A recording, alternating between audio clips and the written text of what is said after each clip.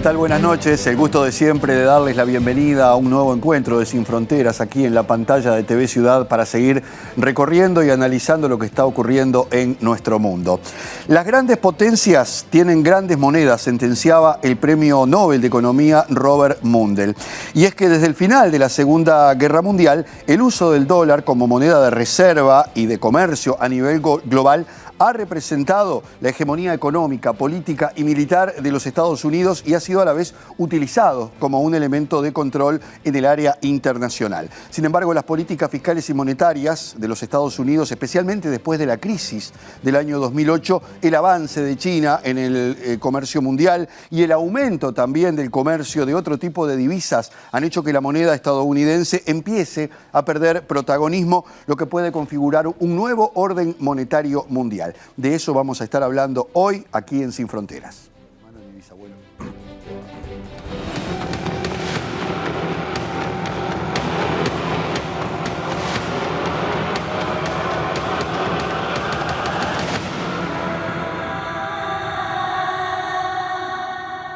Comenzamos nuestro programa de hoy con nuestro columnista Álvaro Padrón para analizar esta cuestión monetaria del comercio mundial desde una perspectiva política y la relación de las monedas con el poder de las potencias en el concierto mundial. Álvaro, un gusto tenerte nuevamente, ¿eh? Lo mismo para mí, Jano.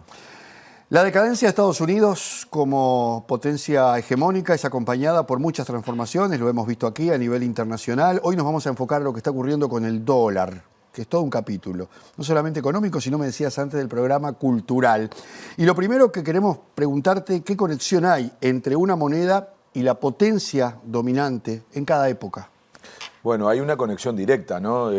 Muy interesante lo que decías del premio Nobel al arranque, ¿no? Las grandes potencias tienen grandes monedas. Yo lo diría así, todo imperio impuso su hegemonía, entre otras cosas, con una moneda. Y para nombrar dos, ¿no? El Imperio Romano tenía el denario argentum, que duró un siglo. O sea, durante un siglo la gente se acostumbró a que ese era el patrón monetario y por lo tanto algo tan cotidiano como la moneda termina efectivamente siendo un ejercicio de hegemonía. Más recientemente, y anterior al dólar, el Imperio Británico tenía la libra esterlina, que seguro gente que nos está escuchando todavía la asocia como algo normal, ¿no? Porque fue efectivamente un componente de la vida cotidiana. De hecho, la libra esterlina aún está presente. Fíjate sí, que es la tercera moneda del mundo, después del dólar y después del euro, es la moneda más presente en el comercio internacional. Y con más valor, además. Así, sí, y mucha gente la menciona como una especie de tesoro, ¿no? Entonces, por eso decías hace un rato, ¿no? Si estamos frente a un proceso de disputa geopolítica, ¿no? Que hemos llamado más de una vez transición hegemónica, es decir, el poder migra de Occidente a Oriente en muchos sentidos, en la guerra comercial, de la que se ha hablado mucho, ¿no? Entre China y Estados Unidos es una expresión de eso, y claramente la gana China, la guerra productiva, que fue menos parecida a una disputa, pero terminó haciendo que le llamáramos a China la fábrica del mundo, o sea, la ganó China. La guerra tecnológica, que yo diría que es la más presente actualmente y que tiene chisporroteos de todo tipo, quizá lo más parecido efectivamente a una guerra que ahora también tenemos, porque la guerra militar en sí mismo y la disputa militar es otra forma de disputar la hegemonía, pero nos toca ahora hablar de un componente que no siempre aparece, pero que yo creo que está más presente ahora que nunca, que es la moneda como parte de esa disputa hegemónica. ¿Y la moneda china le está haciendo igual?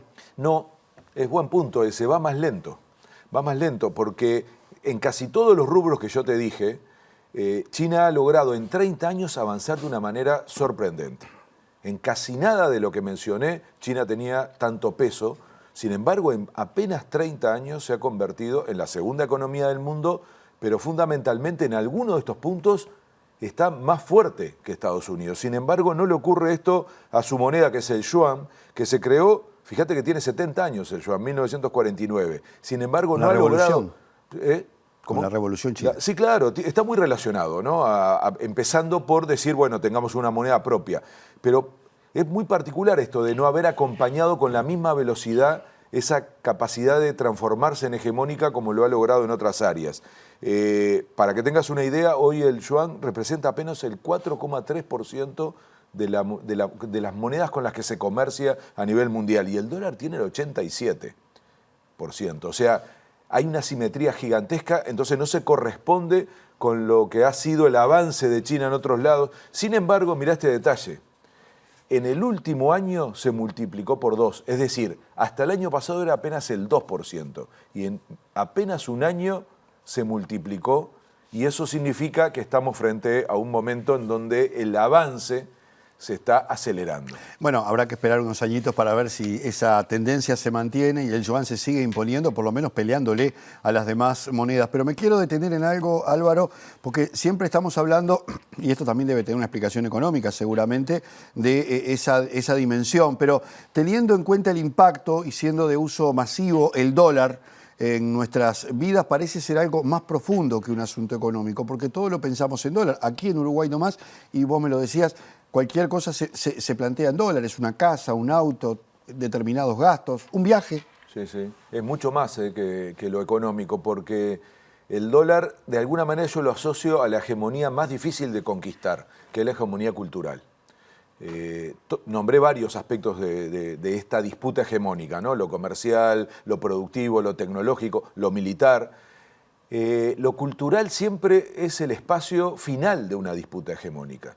Tiene que ver con los idiomas, tiene que ver con las pautas de consumo, tiene que ver con la forma de vida. Yo siempre me pregunto, ¿no? Si los chinos están ganando esta guerra, esta disputa, esta transición hegemónica, cuando llegás a lo cultural, ¿los chinos se quieren parecer a la vida norteamericana o la vida norteamericana se quiere parecer a la vida de los chinos? Y ahí vuelvo a decir algo parecido a lo que decía recién con la moneda. Parece que es una dimensión que va más lenta y que, por lo tanto, cuesta más conquistar. Y acabamos de decir, ¿no?, que es rarísimo cómo en casi todas las áreas ya están casi empatados y sin embargo en esto de imponer la moneda el dólar sigue representando el 87% del comercio internacional. Pero dijiste algo que es clave, está incorporado en las pautas de las personas y quienes nos ven lo van a reconocer. O sea, en Uruguay, decía, no hablamos del precio de un auto o de una casa si no nos referimos a dólares. De un viaje. O sea, es como que las cosas caras, las cuestiones que requieren más de ahorro, el ahorro, todos decimos, mejor ahorrar en dólares.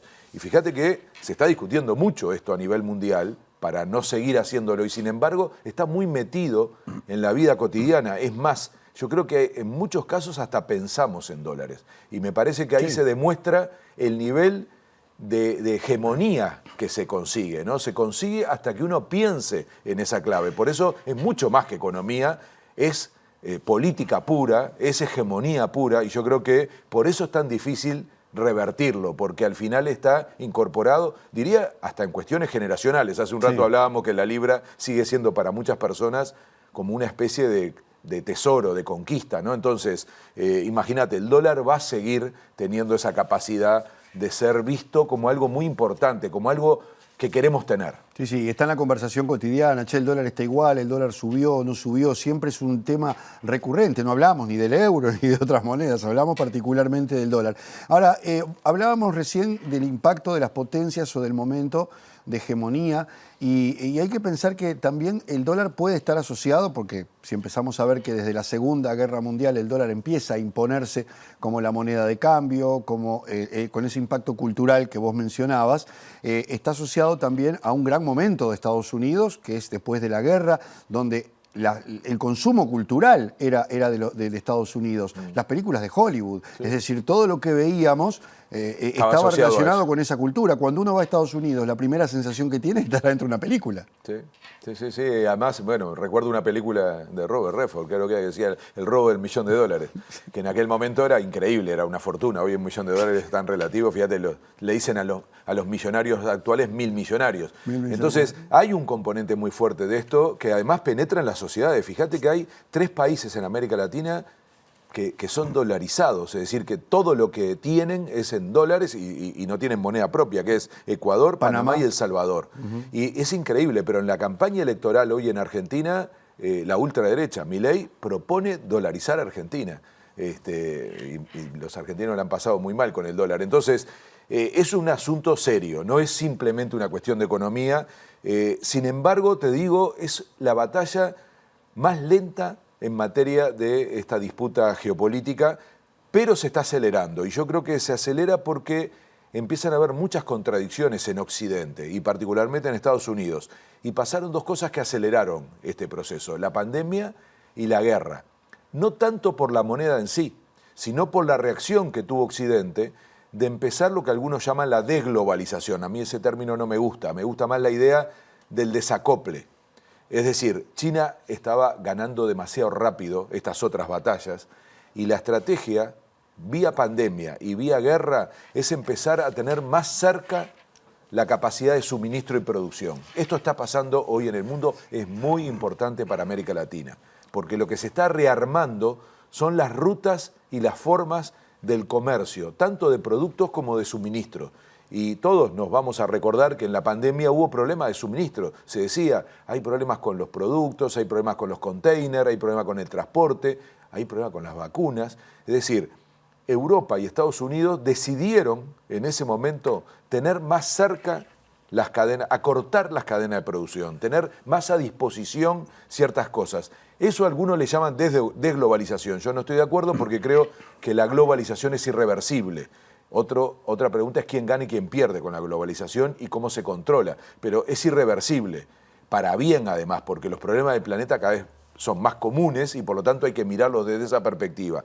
Ahora, lo que está haciendo Occidente es evitando que les resulte tan fácil a China tener el control y seguir teniendo la capacidad de que la globalización le favorezca. Entonces, ¿dónde viene la parte de la moneda? Es que es imposible pensar que se esté de alguna manera desacoplando o desglobalizando, como dicen algunos, la lógica de la producción y el comercio, y eso no repercuta en tu moneda hegemónica. Entonces, va a perder, así como va a perder peso Occidente en el comercio y en la producción internacional, eso lleva de la mano que el dólar deje de ser tan presente. Entonces, ahí es donde empieza a aparecer esta aceleración del peso de otra moneda alternativa, que no es solamente el yuan, va a ser más diversificado, pero claramente esta dicotomía entre necesitar desglobalizarse o desacoplarse de Oriente le lleva naturalmente a Estados Unidos a perder la capacidad de influencia de su moneda. Álvaro, hablabas de 3 países latinoamericanos que están dolarizados y estabas hablando de la posibilidad de que Argentina también en algún momento pudiera entrar en ese proceso, porque ahora es una idea de Milei, pero mañana puede ser una idea de cualquier otro dirigente. ¿Qué papel le toca asumir a nuestra región? ¿Y es viable pensar en una moneda regional como lo ha planteado Lula, por ejemplo, hace pocos días nada más? Sí, es muy buen punto. Creo que hasta le llamaban sur, ¿no? Yo creo que a corto plazo no es viable y hay que evitar la idea de que se está planteando como una utopía o algo que puede tener hasta algunos llegó a decir ridícula como idea, ¿no? Yo lo que digo es que cuidado con no entender que si lo que está pasando es lo que acabamos de decir, que es la moneda es parte de una disputa geopolítica, y si nosotros como región no queremos quedar afuera de la discusión sobre la disputa geopolítica, tampoco podemos sacar un componente de la misma, porque es imposible separar lo comercial, lo productivo, lo militar, lo geopolítico y finalmente también lo monetario. O sea, no se puede separar. Por eso que acabo de explicar yo, si Europa y Estados Unidos están queriendo evitar depender tanto de la producción y el comercio con China y están produciendo ese desacople y aceptan que con eso van a tener una pérdida de su capacidad de influir en términos monetarios, es un juego completo. Y América Latina, que está intentando, y sobre todo América del Sur, retiro mediante, ¿no? La conversación que tuvimos hace una semana. Pero Lula ya viene insistiendo con esto hace tiempo, sí, ¿no? pero es parte de la misma lógica, que es recuperar peso a nivel internacional.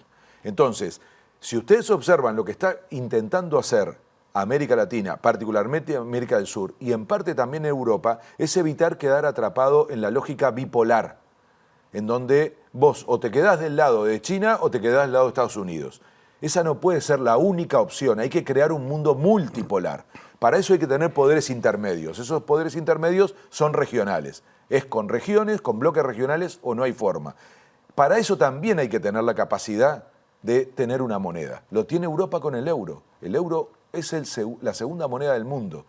Lo vieron desde lejos y lo lograron. cuando todavía no estaba esta discusión Ahora, hay que como hacer, la de ahora. Sí, hay que hace 20 y pico de años, 30, pero hay que hacer también ajustes a nivel de los países muy estrictos, algo que uno lo ve a priori. Por eso te digo que a corto plazo no... Es difícil en Europa, donde tienen aceitado, digamos, Sí, el mecanismo. pero terminó siendo un éxito, porque además volvemos al tema cultural, le genera identidad, le genera de alguna manera la capacidad de transmitirle a la gente un motivo de pertenencia.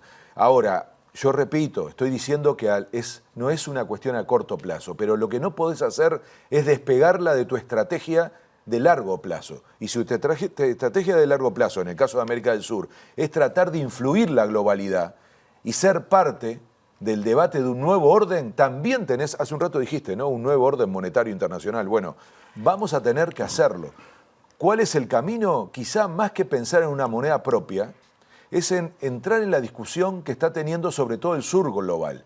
Porque la ventaja que tenemos en este momento es que esa debilidad del yuan, que no se corresponde con la fuerza que tiene China en otros planos, significa que China necesita alianzas para que ese yuan y otras monedas le disputen la hegemonía al dólar. No va a ser con una sola moneda. Durante un tiempo van a necesitar alianzas. Y ahí sí puede aparecer opciones. Y ahí aparece el Banco de los BRICS, que los vamos a escuchar cada vez más. El Banco de los BRICS es una cuestión clave. Cuando Estados Unidos va imponiendo la hegemonía del dólar, que no pasó de un día para el otro, primero fue con el patrón oro, pero luego tuvo que hacer un acuerdo con un portaaviones en el canal de Suez, con Arabia Saudita, para asociar al dólar un commodity, que en ese momento fue el petróleo. De ahí empieza la frase petrodólares, claro, que para nosotros es una frase común, pero nace ahí cuando se asocia un commodity que pasaba a ser enormemente importante en la economía global, junto con la moneda de la potencia hegemónica que era Estados Unidos, que era el dólar. Entonces, eso se está rompiendo, porque el petróleo ya deja de ser un commodity tan relevante, pero volviendo a los BRICS, ¿sabés qué país está negociando el ingreso al Banco de los BRICS? Arabia Saudita. Arabia Saudita. El mismo que en 1945 le dio el sostén definitivo al dólar, asociándolo a un commodity. ¿Y quién es la presidenta del Banco de los BRICS? Dilma Rousseff. Dilma Rousseff. Te cuento que ahora cuando se propuso que Argentina, le anunció a Argentina en una conferencia de prensa la invitación para integrarse al Banco de los BRICS, ya también se anunció que en pocos meses Arabia Saudita, Zimbabue y Egipto se van a integrar también a ese banco. Por eso te digo, esto se está acelerando, pero sobre todo tiene la oportunidad de ser más abierto, porque el yuan y China en particular no puede imponer la hegemonía que tienen otros terrenos, el comercial, el productivo, el tecnológico. Va a necesitar alianzas. Y acá viene la pregunta, si en un momento el petróleo como commodity fue necesario para fortalecer el dólar, la hegemonía del dólar, ¿cuál va a ser el commodity o los commodities que van a darle ese sostén a las nuevas monedas que le disputen al dólar? Y ahí América Latina algo puede tener. Se me están ocurriendo muchas cosas. Hay varias, sí. Hay varios. El litio, por ejemplo. El litio, el agua dulce, el hidrógeno los verde, alimentos. Entonces, yo te diría que es un poco tonto la simplificación de decir, no, la moneda común es una utopía, es algo irrealizable. Despacito, vamos a ver si de a poco, con esa capacidad de influir en el Banco de los BRICS, y en un debate del sur global, América Latina y América del Sur en particular no tiene algo para decir. Rusia, de hecho, por la vía de la guerra, ya propuso también, por lo menos en forma parcial, algunos intercambios en su moneda, en el rublo, ¿no? Ha tenido mucho éxito, puede estar en un contexto de crisis, pero también es un amague más que hay para es que va a ser una canasta de monedas. De cambiar este estado de cosas. Álvaro, se nos termina el tiempo, sabemos que te encanta traer las cosas a nivel nacional. ¿Cuál sería la perspectiva del Uruguay en este tipo de juegos? ¿Qué rol tendría? ¿En qué puede beneficiar, digamos, al país, bueno, entrar también en esa dinámica? Sí, tengo poco para decir porque en los dos bloques que vienen tenemos aquí al mundo empresarial, que yo creo que es muy interesante escuchar cómo piensan en términos de manejarse el comercio con monedas locales. Y después un economista argentino que Argentina está discutiendo esto de cómo depender menos del dólar. Yo creo que es otra demostración de que no podemos solos. O sea, lo que hagamos va a tener que ser como región. No hay, para una escala como la que acabo de decir, de disputar el sentido del dólar a nivel mundial, eso evidentemente, y tener más peso de nuestras monedas, eso se puede hacer solo como región. Ahora, en lo inmediato, primero es depender menos del dólar, pero esto ya casi hay consenso en Uruguay de los economistas, lo acaba de proponer hace una semana el Fondo Monetario Internacional, le plantea a Uruguay desdolarizarse. Entonces, yo creo que ese camino ya se está dando a nivel, digamos, unilateral de Uruguay. Es bueno esto que vamos a conversar en el bloque siguiente sobre la oportunidad de tener comercio en la región con monedas locales. En general eso ocurre bilateralmente, pero perfectamente el Mercosur lo puede adoptar como un mecanismo, es decir, se va camino a esas cosas. Y el caso argentino es paradigmático, ¿no? Pero yo creo que lo más importante, y es la clave de nuestra conversación en este primer bloque, es acompañar el proceso geopolítico que se está dando. Es decir, volvemos al retiro, volvemos a la reunión en Brasilia. Si América del Sur quiere tener una voz y un peso mayor en el nuevo orden mundial, tiene que haber un capítulo también que se dedique a este tema de la moneda y por lo tanto lo que hagamos tiene que ser junto con la región y yo creo que en ese sentido se han abierto puertas nuevas. Vamos a acompañar durante bastante tiempo este proceso de un nuevo intento de integración que tendrá también el tema monetario como una clave. No tiene nada que ver con esto, pero tiene que ver. Esta semana me estuve acordando de vos porque el canciller Francisco Bustillo compareció ante la Comisión de Asuntos Internacionales del Senado. Se le pidió explicar en qué estaba la inserción internacional de Uruguay y dijo que la relación bilateral con China queda congelada y que los chinos le dijeron que ahora Brasil era quien... No se lo dijeron así, pero de alguna manera marcaba los tiempos. Sí, yo recuerdo haber estado en este estudio cuando al otro día de la visita de Lula dije, ayer se murió el TLC China-Uruguay. Algunos me dijeron, fuiste un poco exagerado, pero bueno, parece que un tiempo después, ahora la versión oficial... Los mismos chinos se lo dijeron. Sí, parece que terminó ocurriendo. Hay mucha más tela para cortar, Álvaro, muchas gracias. A ustedes. Hacemos una pausa y enseguida volvemos y nos seguimos metiendo en esto de la moneda, el nuevo orden mundial monetario, ¿en qué está?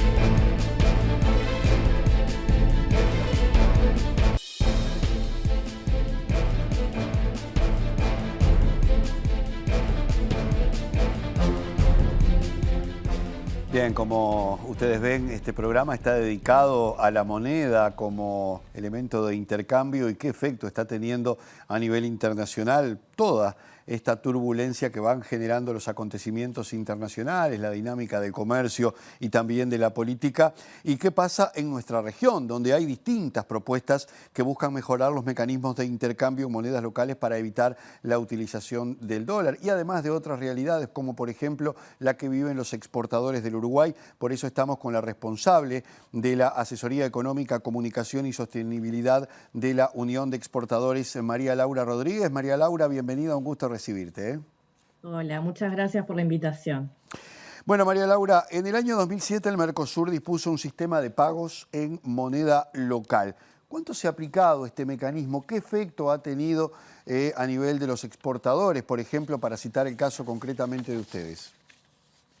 Bueno, es un mecanismo que está previsto a nivel de ALADI. En ese año se comenzó a plantear el tema, eso requirió años de aprobación de parte de los parlamentos de cada uno de los países. El que quedó primero efectivo fue el intercambio entre Uruguay y Brasil. Esto no significa que se elimine el dólar de la ecuación, sino que se puede facturar y recibir el dinero del comercio exterior en la moneda de cada país. Por ejemplo, Uruguay podría facturar en pesos y entonces el mecanismo que aplica es que el banco comercial con el que trabaja la empresa le carga al Banco Central ese tema, después los bancos centrales lo pasan a dólares, compensan entre sí, y del otro lado, en Brasil, reciben reales o también facturan en reales. Entonces, si bien las monedas locales son las que, en las que factura y recibe y paga el de cada país, nunca se deja de referir al dólar, con lo cual el tipo de cambio siempre está presente y esto no es una cobertura cambiaria. esto no quita de que si la diferencia cambiaria es muy grande, como puede pasar hoy con Argentina, eso no se queda neutralizado por utilizar este mecanismo. Y no siempre a las empresas les sirve o facturar en la moneda local o recibir en la moneda local. Hay empresas que exportan y que necesitan recibir los dólares porque la mercadería que compran como insumo, por ejemplo, también la tienen que pagar en dólares. Entonces, no es tan sencillo sacar al dólar del medio y no es un mecanismo que se haya usado demasiado.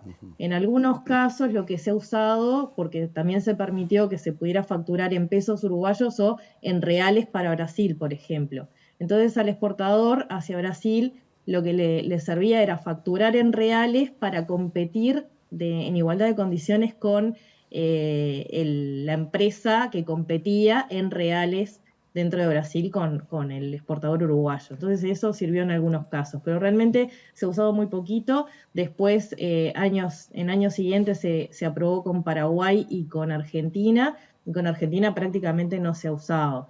Entonces, cuando hablamos del pago en monedas locales entre los países del Mercosur, uno se imagina que el dólar deja de estar en la ecuación y eso no es así. Por otro lado, sí.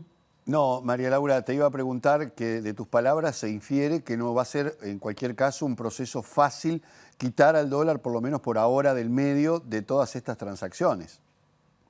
No, para nada. Y cuando en algún momento se habla de una moneda única, por ejemplo, del Mercosur, como sucedió en Europa, eso implica, para tener una moneda única, que las economías eh, tengan algunas variables similares. O sea, no es posible tener una moneda única cuando tenemos un país con una inflación de más del 100% y un país, como es el caso de Argentina, y un país como Uruguay que ahora ronda en el 7.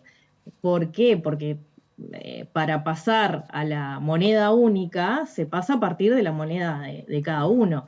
Y no es lo mismo lo que vale una y lo que vale la otra, y cómo se va depreciando una y otra, y también las distintas variables dentro de las economías, ¿no? ¿Cuál es el déficit fiscal? ¿Cómo se financia? ¿Cómo es la deuda pública? Eso ha traído problemas en Europa, por más que han sido muy estrictos al principio de qué niveles de deuda y de déficit podían tener cada país, pero eso, como las economías son distintas, tienen distinta productividad, distinta forma distintas fortalezas y debilidades, no es sencillo unificar en una moneda y aparte se pierde, digamos, la política monetaria, cómo cada país maneja su propia moneda, queda sujeto a una moneda común que tiene criterios que tienen que ser coordinados por todas las economías. Entonces eso realmente puede ser un problema.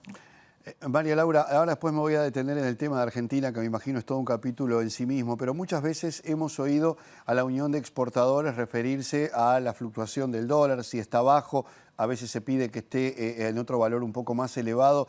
¿Cómo es esa relación de los exportadores con el dólar? ¿Por qué tantas veces escuchamos precisamente que se haga referencia a la situación del dólar propiamente dicho para esas transacciones? Bueno, porque por ahora la moneda que rige en el comercio internacional es el dólar. Entiendo que en algún momento puede ser que tengamos otra moneda internacional, pero hoy es el dólar.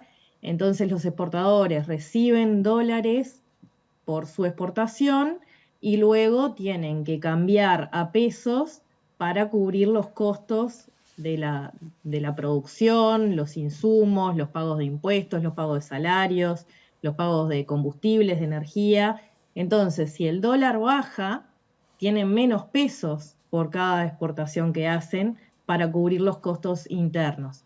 Y si a su vez tenemos inflación, que bueno, que será del 7% ahora, pero es inflación al fin que comparado con los niveles de Argentina, como decíamos recién, puede parecer muy baja, pero para los términos internacionales todavía está por encima de los niveles deseables, tenemos un proceso de mayores costos, además de que Uruguay es un país relativamente caro, que nos implica que recibimos menos dólares por la exportación y tenemos mayores costos en pesos. Eso reduce los márgenes, puede replantear procesos de inversión o de contratación de personal, y por eso siempre que el dólar baja es una mala noticia para los exportadores y sobre todo en términos relativos. Lo que ha pasado en los últimos 2 años es que en Uruguay el dólar bajó más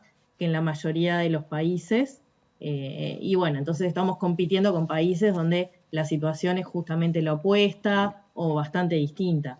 De ahí deriva el reclamo, digamos, y muchas veces porque depende de un mercado cambiario muy pequeño en Uruguay, donde unas pocas transacciones pueden modificar bastante la cotización, y bueno, y hay veces que esas situaciones se pueden tratar de evitar. Por María Laura, eso ha sido. vamos a detenernos en Argentina porque el problema de las restricciones de acceso a dólares ya tiene un tiempo en el vecino país y últimamente las medidas se han endurecido. ¿Cuánto ha afectado esto a los exportadores uruguayos teniendo en cuenta la importancia de ese mercado por un lado y qué alternativas se usan para sortear esa situación teniendo en cuenta, bueno, la volatilidad, que es un término que se ha utilizado mucho, del dólar en Argentina? ¿Cómo es esa relación? ¿Cuánto ha complicado a los exportadores uruguayos, por ejemplo? Bueno, las complicaciones de Argentina son variadas. Una de ellas es las restricciones de los permisos para poder exportar, ¿no? Los permisos que tienen que conseguir los propios importadores argentinos para poder hacer la transacción. Y eso ha sido, la verdad, muy complejo. Es un seguimiento uno a uno que hay que hacer para ver que realmente los permisos se terminen dando. Y bueno, y después el cobro, que lleva mucho tiempo de poder procesar. La verdad que sí, muy complejo. La situación con el comercio argentino viene muy complejo hace muchos años, ¿no? Entonces, ha bajado la participación de Argentina como destino de exportación en los últimos, no sé, 15 años, es menor. Seguimos teniendo una participación muy fuerte de la exportación, digamos, de servicios por el turismo, que sigue siendo Argentina un país muy relevante. Recuerden que cada vez que viene un argentino a gastar en Uruguay se considera una exportación de servicios turísticos. Pero bueno, es un seguimiento permanente, las empresas tienen que irse adaptando a la situación, pero no hay mecanismos sencillos para poder sortear esta etapa, ¿no? María Laura, te cambio de frontera porque Brasil ha vuelto a ser el principal socio comercial de Uruguay desplazando a China, que obviamente es un actor fundamental. ¿Qué pasa en este caso con Brasil? ¿Cómo es el relacionamiento? ¿Qué diferencias tiene con la situación de Argentina? Tanto en volumen como también en ese intercambio y los desajustes que provoca eso que hablábamos recién de la realidad económica de Argentina. Bueno, la situación con Brasil es bastante distinta. Tenemos una participación muy importante. Muchas veces tenemos a Brasil como principal destino, bueno, por la caída que ha tenido China en los últimos meses. Y bueno, es una economía mucho más estable, ¿no? O sea, tendrá sus dificultades, pero tenemos inflación razonable, o sea, las variables macroeconómicas, digamos, son bastante más equilibradas y estables. Por lo tanto, el comercio con Brasil es mucho más fluido, simplemente hay muchas veces temas de competitividad o de determinados productos que no encuentran su lugar en el mercado, pero ha sido bastante fluido y realmente nos gustaría que Brasil lidere un cambio en el Mercosur como para poder tener un bloque realmente como lo que nosotros hubiéramos querido desde un principio, que es un bloque que tenga una mejor inserción internacional en el mundo, y ahí en ese sentido estamos a la expectativa de qué va a pasar con con el acuerdo Unión Europea-Mercosur, que ahí Brasil está llamado a liderarlo, ¿no? Bueno, parece ser que por imperio de las circunstancias se han acelerado un poquito los tiempos de ese posible acuerdo o la ratificación del acuerdo que ya existe con la Unión Europea. De hecho, en estos últimos días la comisionada o la presidenta de la Comisión Europea, Ursula von der Leyen, ha estado recorriendo México, Brasil, Argentina, Chile, economías fuertes. Eso puede tener un impacto importante para el Uruguay. ¿Y qué pasaría entonces con las monedas? ¿Así seguiría siendo el dólar el que rige o eso podría modificar el estado de cosas? Bueno, ojalá que esto sea algo que salga a la brevedad. Sería una muy buena noticia para Uruguay. La Unión Europea es un mercado muy importante, es un mercado premium, tiene una participación importante en nuestro comercio, pero realmente tener un acuerdo podría ampliar los productos, la forma en que llegamos frente a competidores. Así que eso sería algo muy bueno para Uruguay. El tema de la moneda, en principio no está planteado un cambio, pero perfectamente podría suceder. Eso no significaría un cambio demasiado importante para el exportador. O sea, si hubiera un comercio en euros, sería cuestión de adaptarse a esa realidad. Pero no lo veo como algo que esté planteado desde el vamos, ¿no? O sea, primero tenemos que lograr que ese acuerdo se concrete y todo tiene unos plazos que lleva unos años la implementación y lo que puedan ser los efectos, ¿no? de este acuerdo, tanto en el comercio como en inversiones, en cooperación, en intercambio. Me parece que habría bastantes factores que estarían beneficiados en este intercambio. Muy bien, María Laura Rodríguez, responsable de la Asesoría Económica, Comunicación y Sostenibilidad de la Unión de Exportadores del Uruguay. Muchas gracias por compartir estos minutos aquí en Sin Fronteras. Bueno, muchas gracias a ustedes por la invitación. Que pases muy bien. Nosotros hacemos una pausa y después nos vamos a meter de lleno en la economía de la República Argentina y también en otros aspectos que tienen que ver con nuestra región y estos cambios monetarios que seguramente van a tener un impacto importante.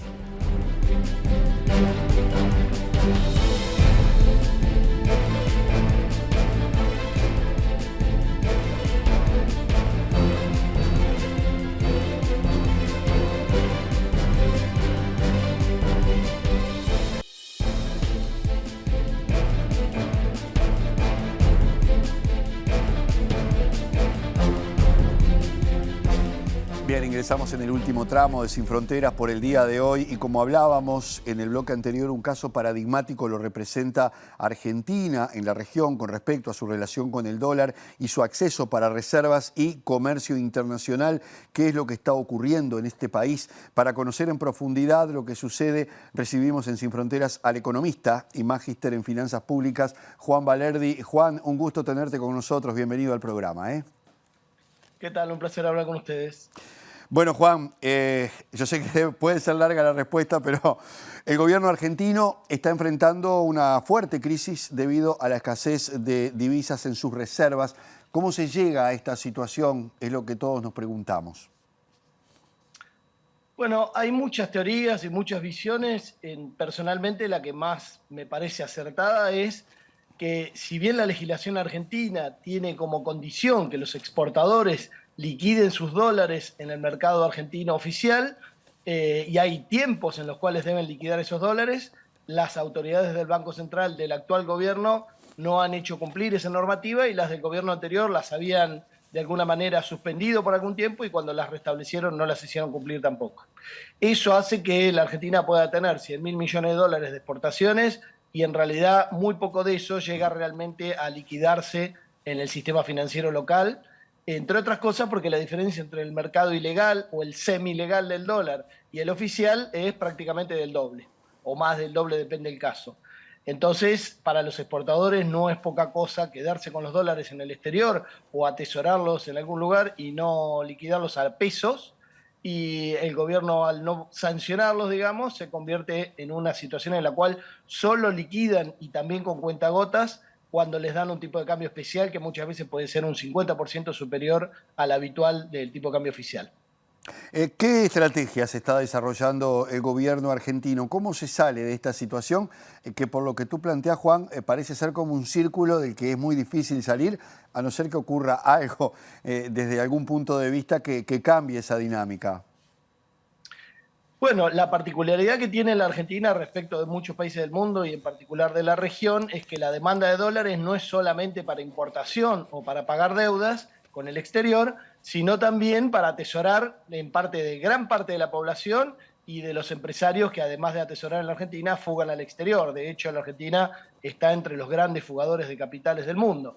Entonces, por más que se consigan dólares o yuanes o reales para pagar importaciones que vienen de China o de Brasil, eso no necesariamente ayuda a recomponer los dólares que demandan las empresas, la población y demás para atesorar.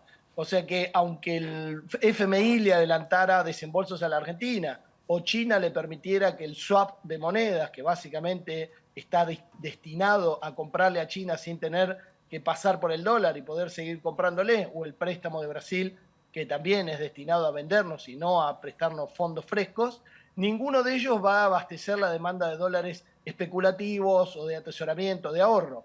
El gobierno entonces lo que hace, como te decía, es tratar de que el FMI adelante los desembolsos que va a hacer, pero desembolsos que están destinados a pagarle al propio FMI el mismo monto. Así que no hay muchas salidas, no se está obligando a los exportadores a ingresar los dólares, y permanentemente estamos con un Banco Central que desde el punto de vista de la liquidez real que tiene en dólares está entre cero o negativo, ¿no?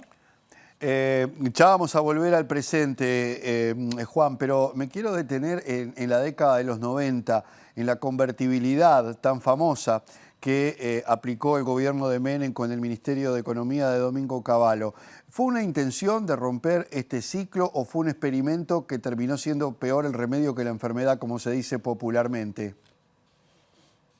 ¿Te referís a lo que ocurrió en el 2002, a principios del 2002? Bueno, eso como desenlace, ¿no? Pero durante los 90 la Claro, claro, no, convertibilidad... lo de la intención, no te entendía si lo de la intención fue hacer la convertibilidad o liquidarla al final, ¿no?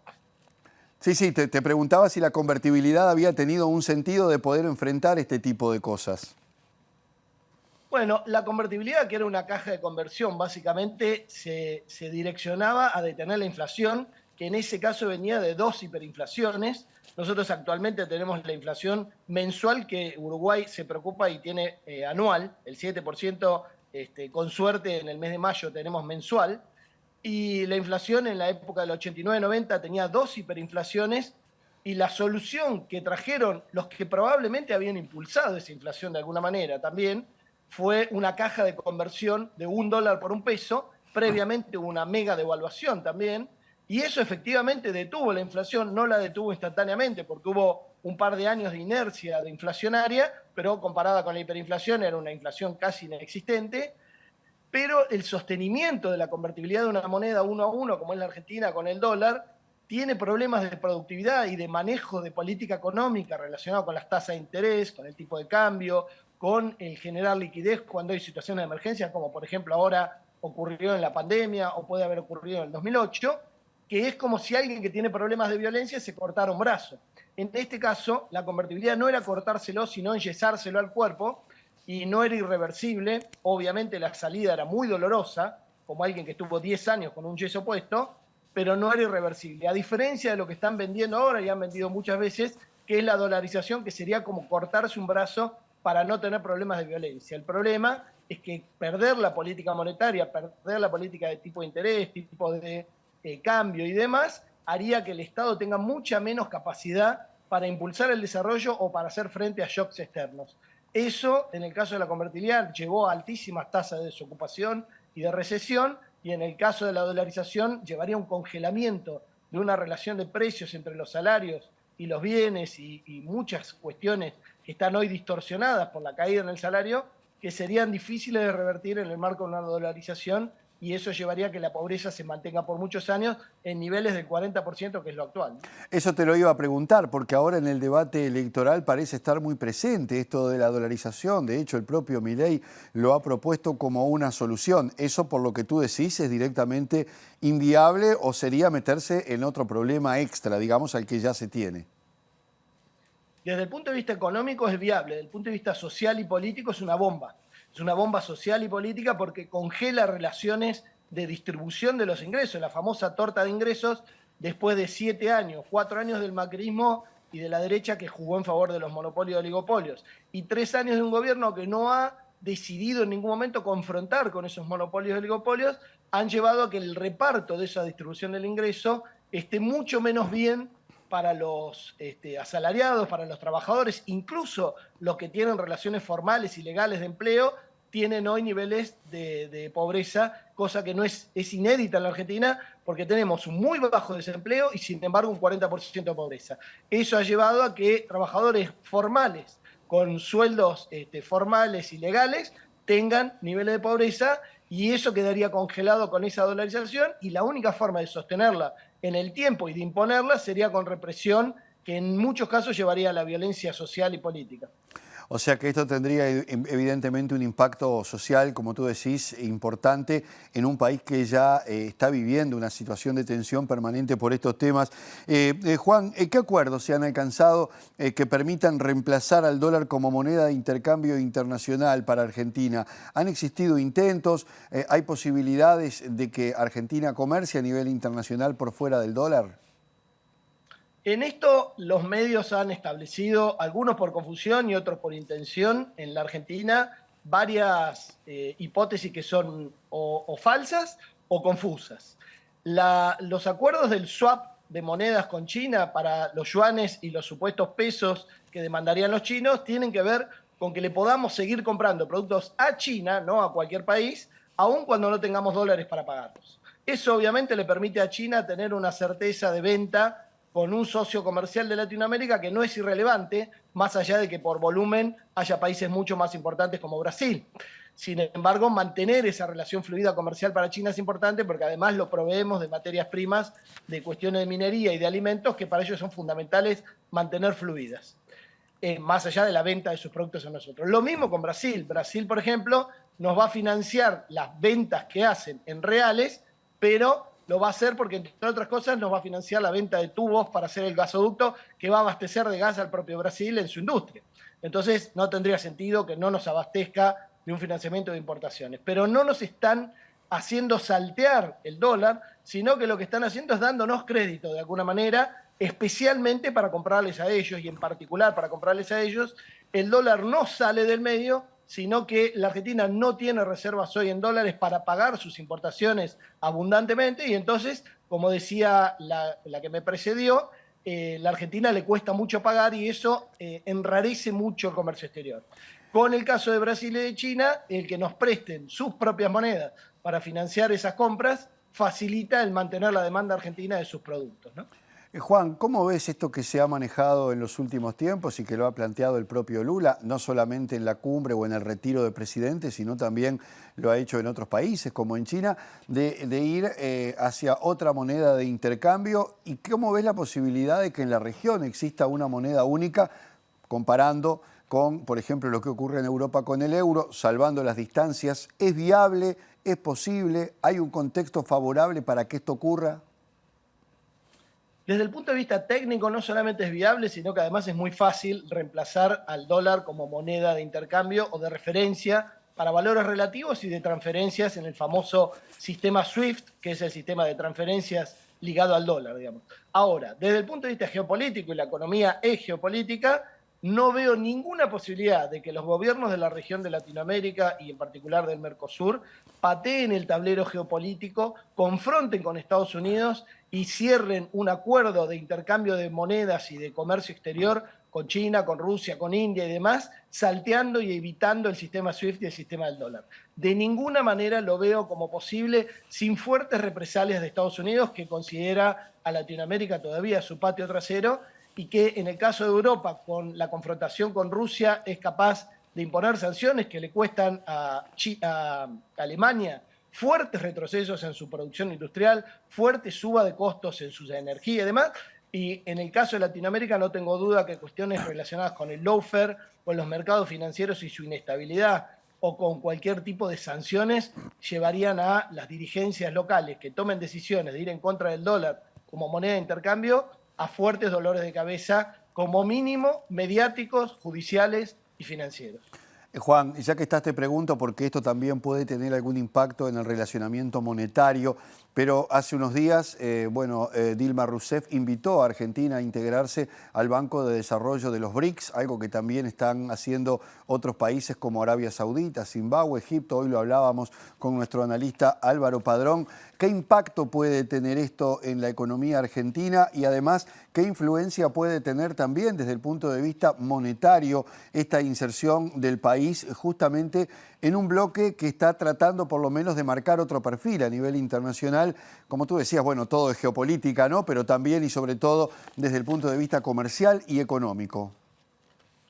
Desde el punto de vista comercial y económico, no tiene sentido que la Argentina no se integre profundamente con los BRICS porque tiene relaciones de complementariedad de sus producciones, de sus exportaciones e importaciones, e incluso China en particular tiene mucho para ofrecerle a la Argentina en inversión relacionada con infraestructura, energía, minería y logística. Sin embargo, esto juega igual que lo que mencionaba antes relacionado con el dólar. La Argentina puede firmar un montón de cartas de intención de tener buenas relaciones y fluidas con los BRICS y con China, pero en los 4 años de macrismo se retrocedió muchísimo en las cosas concretas en las cuales se lleva a cabo inversiones, por ejemplo, de represas hidroeléctricas y otras relacionadas con energía y minería y encabezadas por China en la Argentina. Y ese retroceso en los 3 años y medio que lleva el actual gobierno no se deshizo, se permaneció con una cierta negociación, pero no se concretó una fluidez en las inversiones chinas. Esto tiene que ver con que Estados Unidos está metiendo mucha presión, como escuchamos alguna vez a la generala del Comando Sur, y no creo que la dirigencia argentina, ni siquiera la del gobierno actual, tenga voluntad de ir al choque, abriéndole las puertas de par en par seriamente a las inversiones chinas y a los negocios con China, que no hagan solamente a comprar y vender mercaderías, sino a la inversión en infraestructura, energía y logística. Lamentablemente la situación, no estoy diciendo que me guste, ni qué es lo que me gustaría que ocurra de acá a futuro, pero no veo en la lucha geopolítica entre Estados Unidos y China que Argentina vaya a tomar decisiones serias de cerrar filas con las inversiones de China fuertemente y concretamente. Juan, para terminar, esa pérdida de terreno que en alguna medida tiene el dólar con respecto al potencial que ha tenido históricamente, si bien sigue siendo una moneda de referencia, ¿influye en la economía argentina? Es decir, la pérdida de terreno del dólar como moneda de cambio en otros estamentos, ¿afecta en la Argentina o directamente no tiene nada que ver? Bueno, en el caso de la Argentina, como dije hace un rato, somos uno de los países con más alto nivel de fuga de capitales, y esa fuga de capitales hace que se estime que hay entre 450 y 500 mil millones de dólares en poder de argentinos en el exterior. Eso está mayormente en el ámbito de Estados Unidos, ligado a Wall Street, o de Londres, y no creo que quienes tienen esos capitales en el exterior tengan preocupaciones de que en algún momento se sancione a la Argentina como se ha sancionado a Rusia y dejarla fuera del sistema SWIFT y dejarla con sanciones que hagan que incauten esos fondos. Así que no me los imagino preocupados, como sí están otros países del mundo que su relación geopolítica con Estados Unidos está un poco más endeble y piensan que si hay sanciones eventualmente pueden perder las fortunas personales de su dirigencia o de sus magnates, y entonces están pensando seriamente en salirse de ese sistema, como puede pasar en algunos países de Oriente Medio o de Asia, ¿no? En el caso de la Argentina no creo que pase eso. La dirigencia política y especialmente la empresaria está mucho más ligada a Estados Unidos que a cualquier otro sistema financiero internacional de los que son novedosos. Muy bien, Juan Valerdi, economista y magíster en finanzas públicas, muchísimas gracias por haber compartido estos minutos aquí en Sin Fronteras y habernos aclarado un poco el panorama, un panorama que no siempre es fácil de entender y sobre todo teniendo en cuenta estas dinámicas que atraviesa el mundo por estos días. Gracias. Un abrazo grande y un placer hablar con ustedes y con la población de ese país. Que pases muy bien. Y con Juan Valerdi vamos cerrando nuestro encuentro del día de hoy. Los invitamos para el próximo domingo a abordar otro nuevo tema aquí en Sin Fronteras, como siempre con repeticiones los martes aquí en TV Ciudad.